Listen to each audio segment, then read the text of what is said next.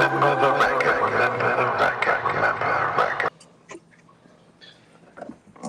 Red. What's up, man? You remember the record? What record you talking about, man? Talking about Hey Lover by LL Cool J with Boyz II Men. God damn, I remember that record. Yeah? Shoot, man. That's the best record in the world. Yeah, fucking, let's talk about it, right? Yo, what's up, Cornish Stormers? Yo, my name is Johnny Warbucks. Once again, I am here with Kalishnikov Red. And welcome to our fourth installment of Remember the Record. And today we are talking about the hit classic Hey Lover by LL Cool J, featuring Boyz II Men, which was first released as a single back on October 31st, 1995. Now, but before we talk about all that, in honor of the recent passing of Gangsta Boo, I'd like to ask for a moment of silence. All right. Yeah, most definitely.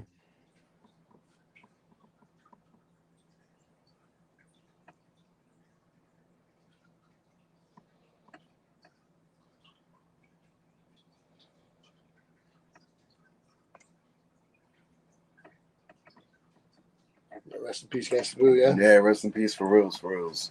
Pioneer, man. One at some point or another, we'll be talking about you on this show for sure, love. Man, she had some skill and she had some attitude. But she had everything, man. She had looks. Yep. Shoot, man. Yep. Pioneer too. I mean, like all this mumble rap you hear on the radio today, right? Mm-hmm. All that stuff started that triple time. That was her and her camp, dude. Yep, that influenced me on my flows as well. Definitely influenced me on my flows. Hardcore. All right, let's get back to this. All right, guys. All right, look. So I'm gonna go ahead and hit you with some song facts about Hey Lover. Okay, real quick. Obviously by LL Cool J, Boyz II Men. Boyz II Men consist of Nathan and Wanya Morris, Sean Stockman, and Mike Bass, Michael McCary. The date of the single release, October 31st, 1995. The B-side was the I Shot You remix with Keith Murray, Prodigy, Fat Joe, and at the time, grand debut, Foxy Brown. Did you know that was how how she came out? I had no idea. Yeah, that was her big step into the scene. Wow, I thought it was with Jay-Z. No, man, I thought that was pretty wild. And we can talk about that in a minute too, because there's some interesting side notes there. But first album appearance, Mr. Smith, November 21st, 1995. That was LL Cool J's sixth album, recorded at Stone Creek. That's in Gladwin, Pennsylvania. Released on Def Jam in Manhattan, New York, which was founded back in 1984. Rick Rubin and Russell Simmons. Producers are Trackmasters, also known as Poke and Tone. Written by LL Cool J. And then a note for the Invisible Man, Rod Temperton, who passed away in 2016. Originally from the band Heatwave. He was recruited by Quincy Jones to write and compose songs for Michael Jackson. And it's that song credit that gave him that for the sample that he got writing notes. So in turn the song contains the sample from Michael Jackson's "The Lady in My Life" from 1982's Thriller album, which was one of only two songs that weren't actual singles from the album. Really? Yeah, that was one of the songs that yeah, you're right. I don't remember that being the single. So "Lady in My Life," a deep cut. Yeah. That's wild to me, man. Yeah, that's because that's a banger. But I mean, it also had to go contend against, I mean, yeah, Thriller, yeah, like, the whole fucking album. Yeah, so Start Something, all of that shit. Every single one of those records. All of those are good, man. You have Paul McCartney on that album? Yeah, I forgot about Paul. Yeah, shit. Yeah. You got and get this, so the drums in Hey Lover, they're from All Night Long by the Mary Jane Girls. So the opening when the song starts, yeah. That opening drum piece, they sample that, and that's the whole shit for Hey Lover. I didn't know that until I hear it, and I'm like, in my head, I'm like, okay. I would imagine that's been sampled 1,000 times. Yeah, you know what I mean? Yeah. And that album was their self-titled album, released back in 1983. 83. Hey Lover is 4 minutes and 46 seconds long. Time for some certifications. This is a song that went platinum in the U.S. 1997 Grammy for Best Rap Solo Performance. LL Cool J's second since Mama Said Knock You Out back in 92. Mama Said Knock You Out. That was a great one. Mr. Smith, in the album, Mr. Smith went double platinum. Yeah, okay. It was a massive record. It was a massive record for LL Cool J. Big comeback record. Yeah, it was. 14 Shots to the Dome didn't do it. Yeah, no, and he was kind of. I love that album too. boom, it just came out with that. And then he kept going after that. You got Phenomenon coming up next. Yep. Just some big ass records. Yeah, let's go ahead and talk about it, dude. What's up? You know, I have the first. I had the first album of LL Cool J. And no, it wasn't the first. I had Walk with the Panther. Walk with the Panther. Second one, right? Yeah. Dude, I don't think that's his second album, bro. I don't. Is that? I don't think so, man. I thought, no, you're right. No. Anyways, I had that one, and I grew up listening to LL like throughout like my childhood, you know. And the one thing that I do give to LL as an MC is he's so versatile. So he could come in with "I Need Love" to so you skip over. Okay, yeah. You're right. Correction. But no, he has. That was 1989. Walking with the Panther. Yeah, so he has like he comes with like "I Need Love" to some "Mama Said Knock You Out" to like that whole like ladies lover type thing, like, and then he comes out with this song. To me was it just proved how versatile he was, and it just made me like appreciate him a lot more. And at the time, it was in the 90s, so you had Motown, or not Motown, you had R&B like mixing in with hip hop. And like, I always say like the baddest gangsters in the 90s still got down with like Boyz II Men, you know what I mean? And like that was the beauty of that time, especially that, like, I think that depicted that time, where it was the fusion between those two genres, and it was a beautiful thing, and the video was amazing. The girl was hot. Like, yeah. But the biggest impact that it had for me was we were in eighth grade, man. Seventh or eighth grade. So we were getting into the realm of girls, and we were getting into the realm of sex. And that song in my head, I was like, this is the best song to have sex with. I was having sex at that time, but I was like, I was like, this is it, right? Dude, on our lovemaking cassette tapes, man. Fuck yeah, dude, that's hilarious. So yeah, I mean, and then eventually I got to the age where I was having sex, and that was one of the songs that we got down on. So that song in particular, LL impacted my life as an MC, but that song in particular had an soundtrack of our bedrooms. Yeah, that's what it was. Yeah, like, car rides on and to and from dates. That's what it was. You know what I mean? Dude, that's so funny, man. I was a late bloomer into rap, and so when I started listening to the music, it was around probably in the ninth grade, like around ninth grade, right? And this album had just dropped, and so by this point, people are like, "Oh man, LL Cool J got a new album coming out." Yeah. And so for me, this was the introduction to LL Cool J. I'm sure in some kind of fashion I've heard like I'm bad or knock you out. Like I'm sure I had heard it, but this was the first time I was like, I'm coming home, get on BET to watch this video, right? Like and see this really this record that just at the time I hear this song and it makes me think of specific people, right? Yeah. And it makes me think of specific people in a specific time period of my life, right? And I think for a lot of people that are watching the show can relate to that, right? Like, I mean, the whole thing where he's like, last week I saw you at the mall. Like that was our life. That might be a bygone era. I don't know if people are still doing that. But man, we used to like as a crew, we'd like go to the wall, Sam Goody, go get the records, go see the movie, wander. You don't know where else to go. Just wander around the mall. Security would break us up. Yeah, we were gang modules. Yeah. How many people was it? I think it was like 3 or more. If you had more than 6 or 7 people, something like that. And we used to roll like 10, 12 deep. Like we would go into the mall and they would be like, you have to split up because you look like a gang. So you would walk literally both sides of the mall, the hallway, go forward, screaming across it. Like it helped so much in making people feel more secure. You know what I mean? Like we were more obnoxious in that fashion. How many hours did we spend in the mall? I don't know. I know, man. I mean, at least a year of our lives. So that line in particular, the payphone, the bus stop, all the stuff he's talking about.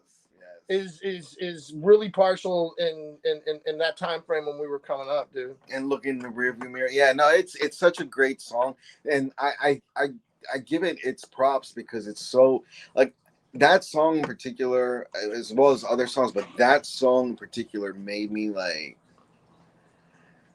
it taught me how to talk to girls. Yeah, you know, taught me how to lighten up. Taught me how to write poetry to girls. Yeah, taught me how to like look into their eyes and talk about every single thing that I saw in the eyes, because LL came like that with this song. Like he described like how it, like when I hear it, I'm like, I'm there. I'm feeling that day.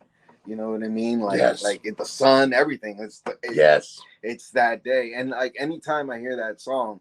Now the other thing, I mean, like I said, I mentioned before, it's Boyz II Men. We need to definitely give our props to Boyz II Men. At the time of this album release, Boyz II Men was at their they were gigantic. Yeah. They had a new album coming out. That's the Four Seasons of Loneliness was coming. Yeah. This record was massive. For me, it was the first time I ever heard bass. And I didn't know people talk like that. I mean, like I know before that there was like some Barry White and all these cats existed. But it was my first time hearing somebody where it was just like, man, I can't tell you how many times I'd be on the phone with somebody and I'd be like talking to one of my girlfriends, right? And I'd just be like, hey, what's up, man? Yeah, man. No, just playing Nintendo. Boyz II Men and LL Cool J taught us. Yeah, licking our lips every time. Yeah. What's up, girl? Look, I ain't gonna lie, man. For the longest time, I had my pant leg up. Like I ain't gonna lie, like for reals, like that's how he rolled, dude. That's not New York shit. Yeah, I was like, I sported it like a year and a half. I remember that, man. When we used to write raps, man, like you would have one always roll up. I was wearing Adidas, man. Like where the fuck were we, man? Yo, I love it, dog. Yo, this and Boyz II Men, I mean, was just like, and this is the pinnacle of what was happening, because during that mid to late 90s, R&B, hip hop, and fusion became the record. Yeah. Like if you wanted to put a hot record out, you had an R&B singer leading, or you were rapping, and you had the R&B singer on the hook. I mean, even to this day, even that's still going on. Like I'll listen to like the old school R&B, like Twisted. Twisted. I was just listening to one it feels obscure now to me, but Mario. Yeah. I don't want to know. Where he took the end of the Fugees beat. Yeah, Puff Daddy. Yeah, that's a good song. But even going back to the like, anytime I hear like those like old school R&B hits, like in my head, I'm flowing. You see what I'm saying? Yeah, they have the beats have it. The hook is already there. It's already like I'm like flowing. I'm like SWV and all that. Boys, Mariah, man, older, me and Mariah. Go back line, baby, get past buzz. Older down the line. I'm telling you, that was a hot record. That was the thing. As R&B with hip hop, it made such a fucking great combination, man. Dude. Dude, I'm trying to think, man. I mean, because this is like off of the New Jack Swing era too, right? Yeah. So, I mean, during the time, it was its own category, and it's still to this day, like one of my favorite categories of music. Oh yeah. I mean, I have people that I know who are like, man, that was like bad music back in the day, and I'm like, dude, these people were singing, blowing pipes, making party records, and in house, like their own singers were rapping. Like there wasn't features. Man, yeah. Belle Biv DeVoe just had. Yep. Man. Had dude in the record. You know, Bobby Brown was just spitting at something. And then you had like, I mean, even later down the road, you had like people like TLC. TLC's a great example where they had just literally had an in-house rapper. Yeah, and that shout out to Left Eye. That was one of my first crushes. Yeah, no, definitely, man. You know, love Left Eye. And her being Latina, you know. So, but yeah, no, man. Like this song was and so I honestly like, and this goes back to the sample here, okay. What people don't realize is that this sample was a famous sample from a famous person, but on that album, it was contending with more famous songs, right? So in my life, you're talking about the Thriller album. Yeah, but in my life, the first time that I heard this song was LL Cool J. That was the first time I heard it too. And then I was like, all right, let me check the sample out. Let me see where it goes. And then I was surprised it was Michael Jackson. I was like, whoa. You know what I mean? A guy like that should have been suing LL Cool J. Right, but what I'm saying is that like that's how I got to know. Like I didn't even know the sample through Michael Jackson. Yeah.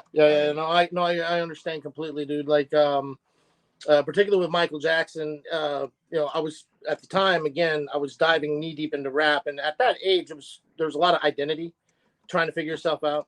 And so I was the guy who was walking around being like, "Well, I listen to rap music. I don't listen to anything else. I don't listen to none of that shit. I do rap music. I do some R&B, and that's it. It defines who I am as a person, you know." And so, like, I wasn't studying up on Michael Jackson. I had heard a lot of his records. I liked a lot of his records. I never really like talked about it because it was sort of like the dirty closet secret that I was listening to this other stuff. At the time, I was really twisted until I really got down with him and got to learn about the branch out, and that it was okay to really appreciate other categories of music, other genres. Like this was my tie-in. So yeah, I mean, the first time I heard that was LL, but the sample itself has been used by mad heads. Mad heads. I mean, as recently as like Tyga or Mac Miller, but like, I mean, and the thing is, people from all over have used this sample. Like you have Texas using the sample. Yes, right. Who was that? Trey. That was Trey and Hawk. And you have like New York, East Coast, LL Cool J. But that's the biggest, obviously. And then there was 3 6 Mafia. 3 6 Mafia. There was Bone. Bone, yep. Yeah, so that's like the midway. Everybody had their version of this song. You know what I mean? Tech Nine did it too. Tech Nine. Tech Nine used it. Right. He did it with I forgot who was featured on the record. Right. So that's what I'm saying. It's such a great sample, and each one of these songs, like they did significantly different. There's like your love making, porno, you're pimping down the street, you're smoking, getting high. Yeah, smoking, getting high. That was great. Who was that one? Was that Project Pat? Gangsta Pat? No, that was Gangsta Pat. Yeah, that was Gangsta Pat. Yeah, dude, crazy. Yeah, see this song. Did you hear how many names were dropping though? Suicide Boys. Like, there's mad heads that use this one sample, but LL Cool J and Boyz II Men were the ones that took that. That solidified it. I mean, just having Boyz II Men into it just made it's put it on a different level. It's not those guys can sing, dude. Yeah, it's not Texas rap, it's not this rap, it's not this rap. Now it's R&B. Now it's R&B, which is going back to its roots, which was Michael Jackson. And like I said, this is one of the first albums I had really purchased with my own money. The first time I was really and this back in the day where my money was tight. Money. So when I got an album, man, I listened to that album. Sure, yeah, man. I listened to that whether I liked it or not. Like however I felt about it, I was like, man, just put it in the Walkman and be on the bus and just play this thing on loop, dude. So this is this was my first LL Cool J album. And Hey Lover is just like kind of romantic thing. I was big on like the gangster West Coast stuff and the hardcore East Coast stuff. Eventually, maybe around this time, I'm not sure. But that's like, don't get me wrong, I agree with him. But I was very into the East Coast hardcore shit. You were there before I was. But both of us can look at this song and be like, this song's amazing. And it's cool because the album itself has several types of this song, right? You got Doing It Well, where it's a little more raunchy. I'll Be Lounging with LL. It's like smooth, cool. But then he's got records like like hip hop where he's like dedicating to the culture. He's got a record like I Shot You, which is like hardcore. Yeah, I mean that's just metaphor shit like with House of Hollywood. And that's all skills. This is all different types. No Airplay. When I was re-listening to it, it's one of those records I kind of always skipped over because I just didn't really dig like the hook or the beat that much at the time.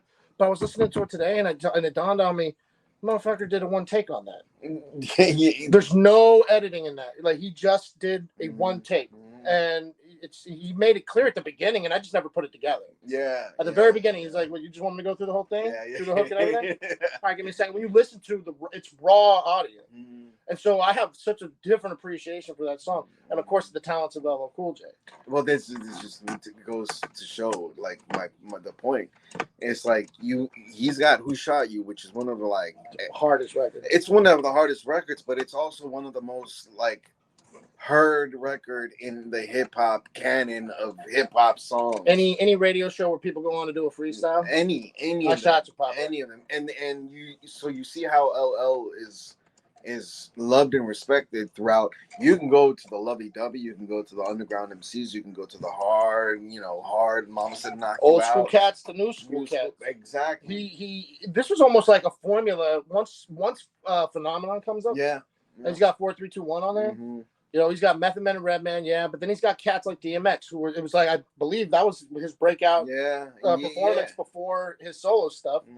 You got Cannabis, of course, and Brandon. that's Master P, who was huge at the time. yeah. But the whole Cannabis thing, that's also a different story. That's a whole other fucking podcast. But that we probably should do a Remember the Record battle one day. But that goes also to show you he's a battle rapper. Yeah, by then he had already crushed like mad heads. I always have, and I feel like the gods of hip hop should punish me. Please forgive me. I never really put LL as my top 5, but I will have to say that he is definitely, because he's not the guy I always go to listen to, but he's the guy that has gone through generations of hip hop and not been irrelevant, and radio and film and TV, and he is, and books, and he still represents and podcasts, the real hip hop in his the series and radio, and radio. Festivals, the Rock the Bells. Rock the Bells is massive. I love the Rock the Bells festivals, man. Like, those are the best festivals ever. We went to one and got to fucking straight up like kick it with. I mean, we were right there in front with Wu-Tang. I was there with Slaughterhouse. I got to hang out with like guys like Idea. What's crazy is that we went, but we didn't go together. We didn't know. And we didn't even find each other either. That was the funniest part, dude. I was rolling with one homie. He was rolling with a homie. There was a couple other cats that we knew that I bumped into them too. Papers, a couple other cats. Yeah. But like I ran into my ex Megan. I don't know. That was the festival for anybody who knows my backstory. That was the festival I almost got into a fight with the Wu-Tang Clan with the Spectre Deck. Fucking guy. So, and that's, I mean, look, you want to hear that story? Type it in the comments section. We talk about that some other day. But yeah. No. Back to the can we quickly just one last thing? Mad props to LL for all this generation. LL Cool J is hard as hell. Mm-hmm. I wanna quickly just do a quick drop on the music video. We can talk a little bit about that. I know we're good. We got plenty of time to keep talking. Yeah. But the video was released again October 31st. It was the same day as the single, 1995. Directed by Hype Williams. Wait, Halloween? October 31st, bro. Wow. Isn't that weird? Like, you were saying at the beginning of the year? Or February 14th. But because back then, records sold in stores. Yeah, that's true. So the big records, they came out September, October, November, December, right? Like, because that's when people were getting Christmas presents. Yeah. That's when people were shopping. Yeah. That's when the money was around. The video opens with this golden key necklace, right? Which, this is my own personal input here, most likely a metaphor for a key to his heart. I'm guarantee that's what that's about. Mm-hmm. LL Cool J's driving around Farmers Boulevard, Queens. That's his stomping grounds. Mercedes-Benz, Porsche, spots a girl who was the girl chef's kiss. Forget about it. Jillian Ileana Waters. We've seen this lady in Martin, Malcolm and Eddie, Wayne's Brother show. I didn't know any of this. She was in How to Be a Player. Huh? With Bill Bellamy, Jackie Brown. She was in Jackie Brown, dude. Wow. Yeah. This girl who I only remember as that chick from Hey Love, right? Yeah. She's been in all these, and I've watched all of this. That's the part that's really crazy. Yeah. But LL develops a crush on her. He sees her at the bus stop, the mall, payphone. He starts fantasizing of them being together, traveling the world, making love, making out with ice cream. Swimming in the ocean. He walks around in the cut when he sees her. He imagines her while he's working out. Sees her when he's looking at himself in the rearview mirror. Smoking too many blunts. That's one of my favorite ones. Rapping from the top of his car while Boyz II Men they're singing the hook in the streets. You know what I mean? Like, it's such a good music video, and it's such a 90s video too. Yeah, you know what I mean? It's an awesome video. I do love it, dude. It's definitely the times, man. Nostalgic. The way they shot it, I think they have like a fuzziness to some of the shots, particularly when he's like driving, like you see this thing, or like when they're trying to like fix the focus. Yeah, Hype Williams is a G, dude. Like that guy's done a lot of good stuff. No, that's why I mean that video that is very nostalgic to me, and it captures like just life in New York, life in a lot of people's lives, man. I mean, so much of that in a very different scenario, it still fits. Like that whole driving around. The bus stop, we were doing all that right here in Virginia. Yeah, man. You know what I mean? Like I just really do. It captures a specific moment, and every time I hear it, I think of specific people. How about some highlighted lyrics? You got some favorite bars in there? I mean, there's parts that stick out, but because I smoke, right? But I go to the gym. That's my very first one, dude. You only knew him 5 months. That's right. Besides, he drinks too much. He smokes too many blunts. So every time I'm at the gym, I think of this stupid line because I'm like, I smoke blunts and I'm fucking in the gym, man. So like, I mean, but no, I couldn't say one specific because just the whole vibe of it, the whole thing. It's the vibe of it. Yeah, like you listen to it, you're like, okay, that's tight. Every bar is tight. It's not. He has a genius writing style. When you listen to some of the bars, each verse there's this part where he's like, "No pretend," but yeah. And he does it something, and it's just this one line at the exact same spot. Each verse, like it's definitely constructed as a pop song because you remember these patterns, and he does it in every single one of the verses. I think that and how he ends each one is very similar, very and conversational and just like genuine. And we're writers, so like when we break it down, like why he's doing it, we pick up the technical stuff. It's very like what he's saying is correct. Like there is a process, and he figured it out, and it's amazing. Still, oh man, of course, and this is teenage love, right? Still, he can't stop me from having daydreams, tonguing the down, vanilla ice cream. Yo, LL with the dude, he's on all of his songs, right? The licking the lips and like the let me take off my shirt. It's a good time for me to take my shirt off. Where in the video should I take off my shirt? Or should I just come in without my shirt on? Sometimes he's got like ice cream dripping down his chest. Sweat. His masculinity dripping down his body. Oh God, he was a pimp with his chain. No, got out the chain, dude. Man, ladies love Cool Jams. Swimming in time. So this is a great bar here, and the reason why I really like this one is like you were talking about how we're writers, right? So he's like swimming in the timeless currents of pure bliss, fantasies interchanging with each kiss. When you hear this, man. Like this is poetry. Like if I were writing something to a lady, this is why I said what I said because 100%. It taught me how to make poetry instead of just being like, I like your body. I think you're beautiful. I want to take you out. That's easy. We're talking about swimming in the timeless currents of pure bliss. Like it's forever happiness. That's what we are doing together. It's such an image. But that goes to LL just in general, like in all of his songs. He does. He's got like almost like I want to say like a spiritual side to it. He does. I mean? It's not.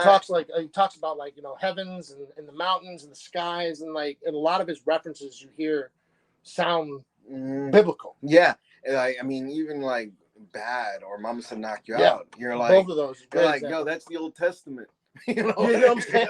Like that's the Old Testament, man. Walking at the crossroads on the most like hated album that he ever put out, most slept on album. And then there's another one of those songs later down the road. I think it's called War. Man, like the way he goes on that song, like it's a different album. Oh, like, it's time for War. Yeah, the opening record. Yeah, man. What was God that record damn, called? 14? Man. I want to say it might have been 14. What the hell was the name? God damn. See, that's what I'm talking about. Dang, and that was one of his more recent ones. Yeah, 10. It was 10, right? Yeah. No, Exit 13, dog. That's what it was. Mm-hmm. That was 2008 when that came out. That I mean, and you're like, okay, to me as a person who listened to him back in the 80s to 2008 when that came out. Time for War. Yeah. I'm like, yo, he has not fell off. He's just that beat everything about that. Yeah. So he's just gotten better and better as time. He is an OG. He's GOAT, man. He's Rakim, Big Daddy Kane, LL, man. Like I have to put him in the thing now because he has mastered the recipe of longevity, and the way he did it is if you listen to each record individually, right? It sounds like a product of that time. Yeah. With the LL Cool J flair, the gruff battle stuff, the smooth player stuff, but also like again bringing out the old school heads and bringing them together with the new school or the pop heads of the time, right? People from his camp, from the New York camp and the Def Jam camp, like coming together. But also like again, like evolving with what was hot in the moment, like right? adapting. Yeah. So like, what was it after? Was it the Definition? Personally, and my probably my least favorite record by LL Cool J, because this was that era, and I remember this era vividly because it was a time where music just for me felt really stagnant because everything. Once Lil Jon came out and started doing all that crunk stuff, and people were making, and at the same time, was it house music, dance hall started coming back and like coming into fruition, right? Like all of this club music became hyper popular. And so this whole album, The Definition, that's the album that has everybody get your head sprung See, up in the club. But see, that to me. But that's him surviving. But see, I know, but that to me started with Phenomenon. He was very, very comfortable in Phenomenon. Yeah. But like, I still really fuck with it. It's a good one. And you know, it's actually I like that one. And no, but look, actually that harkens back to old school, to Grandmaster Flash. Yeah. And the Furious Five. Where in I think it's White Lines, where he says something like I'm a phenomenon, like something like a phenomenon. Oh yeah. It's something like a phenomenon. Yeah, in White Lines. In White Lines. Yeah. And he took that and turned that into this really sexy, like just. Yeah. I don't know how to describe it. It's LL, man. It's kinky. Yeah. It's hard hitting. It's LL. And the whole time he's just basically whispering shit. Yeah. He's the only one who can pull that off like that. Like the whole thing, I'm gonna talk like a phenomenon. well, the hook is phenomenon, not phenomenon. But then when he gets into the verse, I'm gonna talk to the real cool baby like that. It's man, as a dude, you're just like, yeah, get it, yo. You're going home tonight with somebody, Dap. Yeah. Dap. Shit, man. LL was busy, man. You know. Definitely, February music. Definitely something that nobody knows because they can't see. But this whole time, like I've been fidgeting around. I got a fucking pant leg up right now, man. It's not even something that I realized. I just was like, oh shit, I got it up. Yeah, gotta hold it down for LL Cool J, dude. Gotta hold it down for LL Cool J. Did you ever get into a show? I didn't watch it, man. It's actually a good show. And what's the one that he's big on now? Is it NCIS that he got? Oh no, this is a sitcom when he's like. I know it was like Fresh Prince. That was his good show. It was good though. I forgot what the name of that show was. What was the name of that show? I don't remember the name, but it was a good show. Man, for a podcast trying to drop all this knowledge, man. Like we sleeping on some of this shit, aren't we? But like, I mean. No, that's my point. And toys. Dude, I don't give a fuck what anybody says, dude. Man. That was my favorite shit. Man. That was my favorite shit. One, I've been a Robin Williams fan for my entire life. I was Roby and R.I.P. Yeah. I mean, I cried the day that R.I.P. for real. I cried the day that man died. He was a good guy. But his portrayal as this military son. I don't like it. And there was this one part that I related to so hard. He's in the mess hall eating, and he's like, don't like my food's fucking touching. Like, I need a barrier for my mashed potatoes so that the peas don't infiltrate my mashed potatoes. And it was like very serious, but I'm like, dude, I completely don't like it when my food's touching. I want that 3-plate. I want that split plate. I don't want my shit touching. Unless it's designed to be like that, I don't want it touching. It's gonna invade the shit. It's so good. I want my peas infiltrating my mashed potatoes. Listen, for some of you all that haven't watched Toys or don't know what we're talking about, it's such a movie of its time. It is such a movie of its time. Like, look, it's not a bad movie, but it's not a good movie. I think for as much as we love it, I think a lot of people would be like, what the fuck? Hey, it's LL, man. It's LL. That's all I can say. You got Robin Williams, you got LL, you got Cusack's sister in there. Yeah, something Cusack. What's her name? Yeah, Cusack. Jennifer Cusack. It's John Cusack's sister. I know, but is it Jennifer? I can't remember. I feel awful, man. That's disrespectful. That's disrespectful. On a record like this, man, it's all about the ladies. Shit. Hey, and if anybody has any kind of like vibes where they feel like this is like, predatorial, misogynistic, don't get it twisted, man. This is a thing that everybody does. Everyone at some point has stopped at a stoplight and seen somebody walk by and just go, wow, that's an attractive person. You know what I'm saying? And all LL's talking about is thinking about this girl like that he saw. He's developed a crush. He doesn't say I figured out that she's on a bus, so I just go over to the bus and I start seeing her every morning at the bus. he spots her when he's out. He sees her at the mall. You know, he sees her on that payphone. He doesn't go sniffing her out.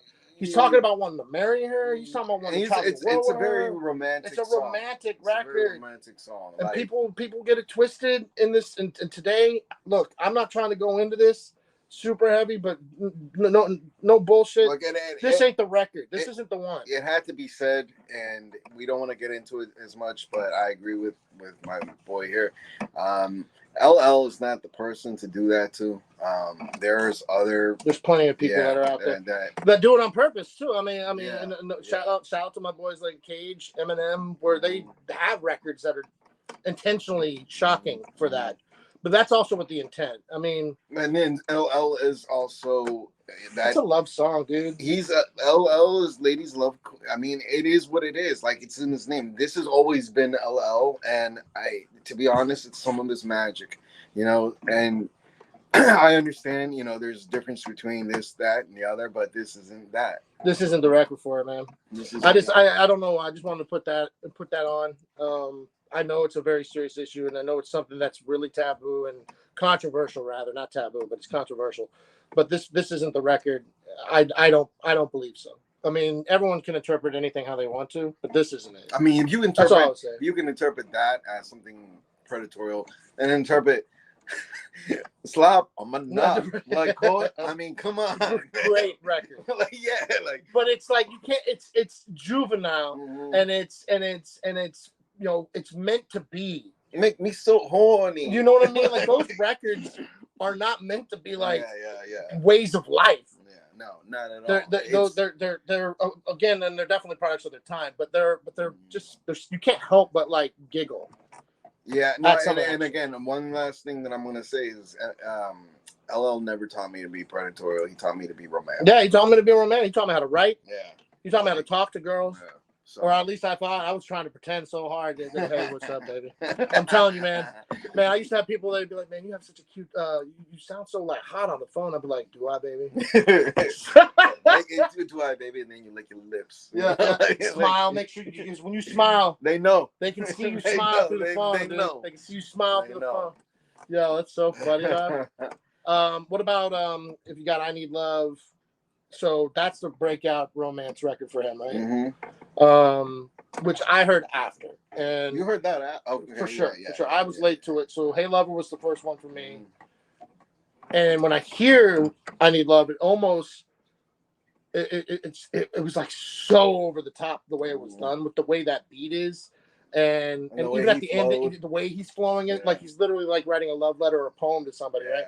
And at the ending, he's like, "I love you, girl. You know, I miss you. I'm waiting for you." It's like super, like it's super teenage, like teenage lovey-dovey, but like I don't know. It makes me wonder if that was around the same time that Teenage Love came out. I'd have to check that out too, man. I think it might have been. That's probably a Remember the Record coming up, dude. Probably we might reserve that for another romance. And that song, oh my god, that one melts your heart. And there's stories. It's so relatable, dude. Yeah, there's stories behind so that relatable, song, man. God damn. Well, so we're getting close, and I know that we're gonna probably go in depth about some of this. So I want to get into the games real quick. Unless you got any last comments about the record, Hey Lover? I mean, just that it's overall one of the greatest records. Watch the video, peep the record. You know, and we'll get into that at the ending of this. But let's get into some of these games real quick. All right, so real fast, we're gonna start off with singles only, right? Aside from the hit single "Hey Lover," all right, what other chart-topping single is your favorite by LL Cool J and why? Now I wish you screenshot this so you can put this on here. Check this out. You ready for this? 59 singles in over 4 decades. 59 singles in over 4 decades. Which one's your favorite? And these are the singles. There are so many. Not the record from Mr. Smith. Right. They're the singles. The singles. What's the biggest? What's your favorite record he ever put out? Oh man! All right, one right off the top of my head that I love, I absolutely love is, but this ties into another one. I'm the type of guy. I'm the type of guy. That's such a good one, man. And it's such a simple rhyme scheme, but it's so like, you know what I mean? And the beat, oh my god! I love it, dude. And then of course that was Panther, right? Yeah, and then of course going back to Cali. Well, you're singing the Biggie version right now, dude. But I'm going back to Cali. To Cali. I don't think so. See, and that when I heard the Going Back to Cali by Biggie, I was like, I know what's up. Yeah, I know what's up. And honestly, because that was such a during the time when that record came out, that was the big East Coast West Coast thing going on. It was Biggie's olive branch to be like, I got love for West Coast. He does this straight up like West Coast bounce, right? Yeah. But he throws in the hook. Yeah. Classic East Coast, right? Like, and he does that, I think, with brilliant intent. And then, I mean, really, but still, I mean, there's just so many, man, that I couldn't. I mean, then you got the Booming System. Oh, yeah, Booming System. Dude. That's one of the older ones too. And then, of course, from the older shit, I mean, Rock the Bells is like, I'm bad. See, that's what I'm saying. Like, I'm bad as the record. So many, but what about? I mean, that beat. My hat is like a shark's fin. That whole shit. He had a whole record designed off of that one line. But see, for me, I like Big Old Butt. Dude, fucking big old butt. She had a big old booty. Tina got a big old butt. I thought I told you I'd be true. Yo, that's hilarious. And the way he approached it, like, I'd be hard pressed I would be foolish personally if I didn't say Mama Said Knock You Out. Mama Said Knock You Out. But Mama Said Knock You Out is my favorite. That beat. Don't call it a comeback. Man, the video's stupid. It's like just boxing. It's black and white. Man. It's hard. Which harkens to a little future.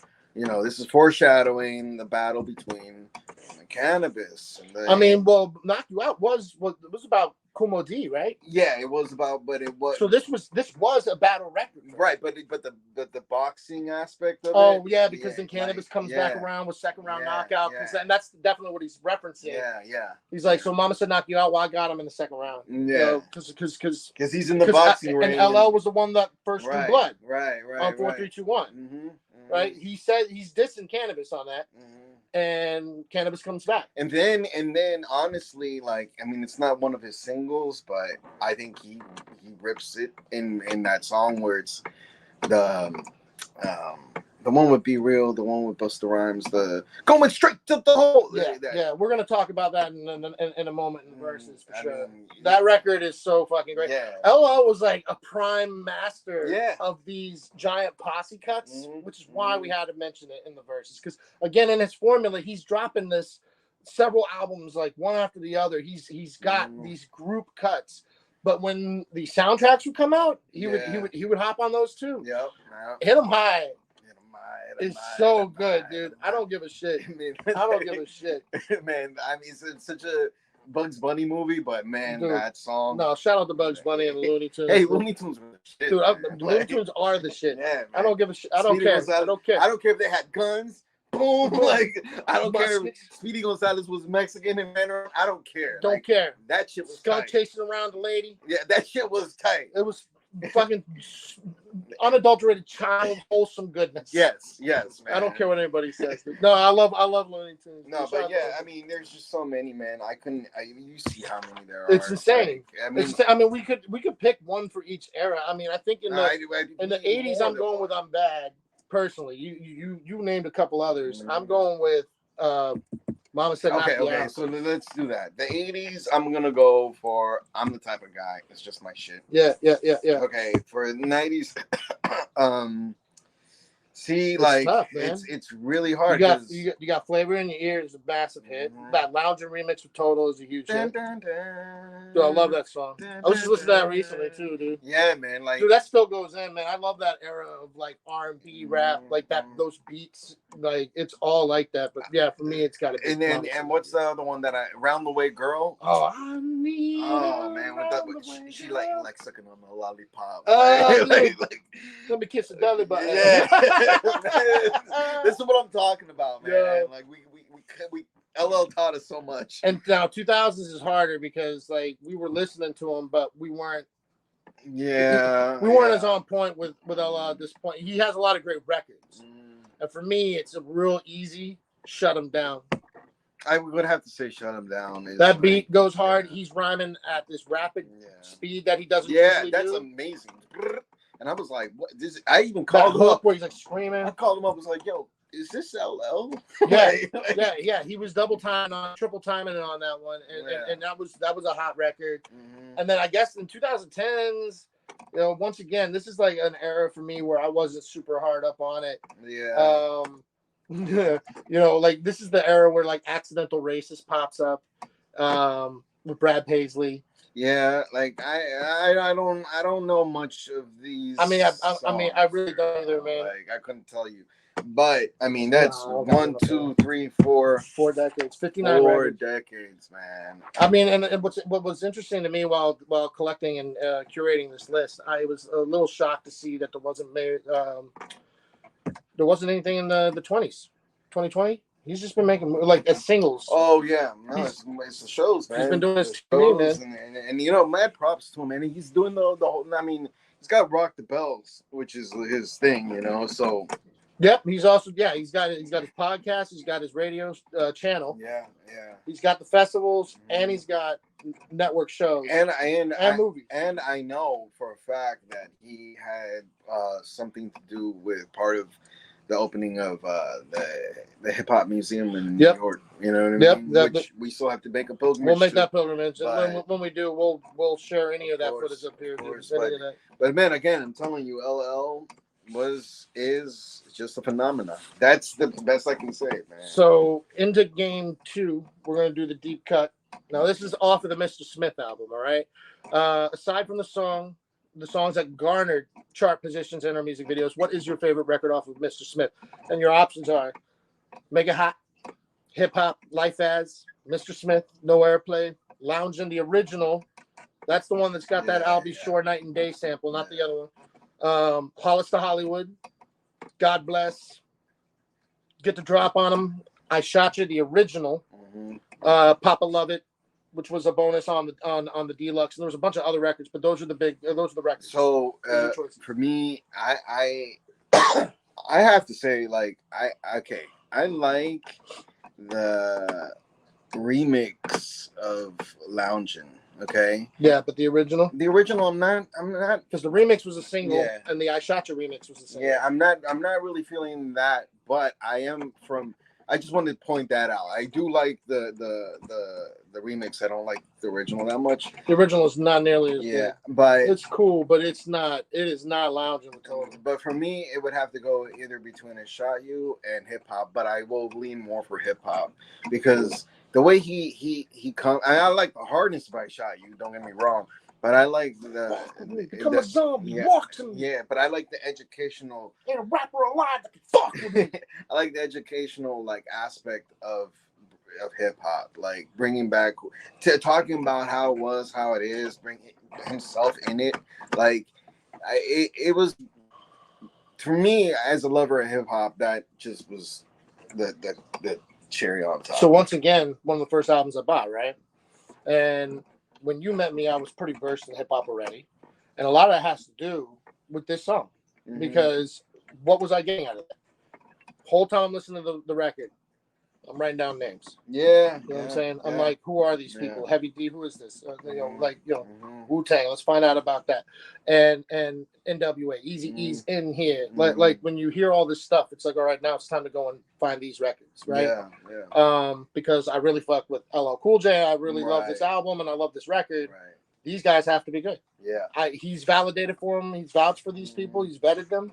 I'm gonna check them out, and that's because of that record is one of the reasons why my catalog went from just gangster rap to just a little bit of this pop stuff to all this other shit. You know what I mean? Yeah. So yeah, hip hop that's a huge. That's my song. I mean, I love that song. They did a great job with that. Not to say that I just I don't want to say that everything else sucks in that album because it doesn't, but that's my favorite song, hip hop. Dude, I think. What he did with Hollis to Hollywood. That's what I'm saying. That's what I'm saying. Was G.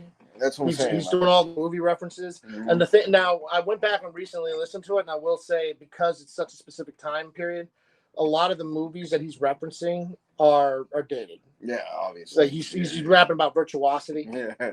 Like When was the last time anybody mentioned Virtual? No offense to Virtual. Dude, I like Virtuosity. That's a tight movie. You know, and the actors are G's. Yep, To this today, those are names that are way the hell up there, right? But I'm just saying, like that movie didn't necessarily stand the test of time. So some of the references there are a little dated. I still really like that record, but I Shot You is just that beat is so hard. Yeah. I mean, I Shot You is the hardest song. Yeah, I guess. I mean, hip hop and Make It Hot. The way that album opens, is such an LL Cool J record. No, that's true. I got that's the butter. That's true. That's true. We like fam, rolling like brothers.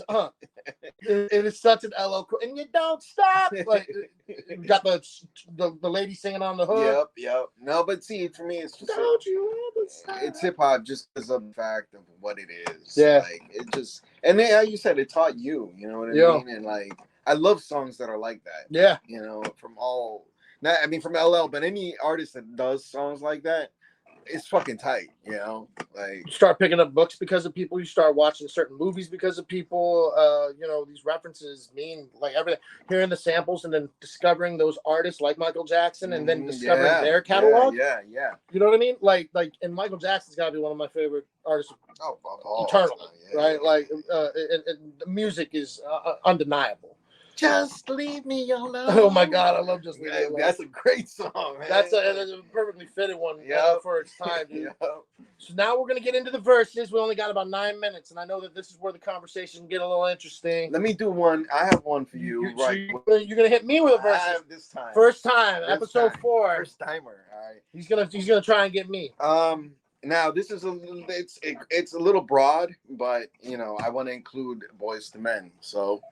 Important. I mean, if it wasn't for Boys to Men, I don't think that record would be what it is. The question, you know what I'm saying? The question is appropriate to LL Cool J as well. And we talked about this earlier, but what is the better record to make love to? R&B? The LL Cool J song that we got right here, or I'll Make Love to You? Oh shit. I'll Make Love to You. See, I go with LL. So the problem is this. Here's the argument, though, because I've made my own mixtape. Speed. You know what I'm saying? Speed and motion. You're so funny, dude. The problem with I'll Make Love to You. Certain individuals. I'll make love to you. They hear it just in the background and they're laughing a little bit, and we're having a good time. I have been with some ladies where when that song is happening, where they burst out laughing and they're like, "I'm sorry, can you please change? I can't make love to you while there's somebody screaming, I'll make love to you." It's silly. You know, but it is baby making music. So I've been with women where they're just, it's a part of it and they giggle, like, "Oh yeah, I'll make love to you." And we're doing it. And then there's other people that are just like, no. You're making me feel ridiculous. Listen, the woman have no say in this. We already got the tape. This is you. We already got the tape. This is you. If I was doing it because that's the soundtrack. I'll Make Love to You sounds like it's a clip from a 90s like movie. It has to go with, but I go with LL, man. It's definitely a chiller song. It's definitely more romantic. It's more slower. I need a little bit more action. Yeah, we need time. Motion. So we start off with that one. Or end it. Or end with it. Or end it. But I'll Make Love to You is right in the middle of it, and then doing it is like right at the tail end. We're just getting busy. That's hilarious. It's like the motion of the ocean. So there you go. That was that's hilarious. I didn't expect that at all, dude. That's a great question, dude. Great verses. All right. So my first verses. This is gonna be tough, I think. At least is narrowing it down to 2. 80s LL Cool J versus 90s LL Cool J. Oh. 80s includes Radio, Bigger and Deffer, Walking with a Panther versus 90s Mama Said Knock You Out, 14 Shots to the Dome, Mr. Smith and Phenomenon. What's the better LL Cool J? 80s. How fucking hard is that question? 80s. I go with 80s. You're going 80s? I go 80s. I go 80s. It's hard, man. It's extremely hard. There's so many old school records from the 80s that are just dope. But if somebody were to be like, all right, give me just start spitting, I need a beat. I'm stuck. Yeah. I'm stuck. Yeah. Well, hey, can you do the verse from Hit 'Em High? I'm jumping right into that. You know what I'm saying? Hey, lover, I'm jumping. You know that Yeah, flavor in the air. yeah. That's the hard part. Is like as far as and I also got introduced in the '90s, right? So when I first experienced LL Cool J, this was the new hot shit. See, I think that's where it is. I got introduced in the '80s. So I got a bias in the '90s. But he's and got you a got point. a bias. But he's got a point, though. He does have a point. But at the same time, it's like, I mean, Mama Said Knock You Out. Dude, that is- Bad. I Need Love. Well, no, Mama Said like, Knock You Out came in '90. That was '91, '92. Because he got the Grammy for that. It was '92. Okay, well, still bad. Like So in the '80s, you got Radio, Bigger and Deffer, which I mean, these are and Walking with a Panther, all great records. Walking with the Panthers is my introduction. So that's your Mr. Smith. Yeah, that is my Mr. Smith. So that's and I discovered 14 Shots to the Dome later. Like I knew the record singles, but I never listened to the album. And it's so like of the time. But see, now I'm like '90s, man. I'm like, see, it's tough, right? What do is. you guys think, man? Is it '80s or '90s? What LL Cool J is better? That's tough, right? That is extremely tough because I mean, but you're going '80s, I'm going '90s.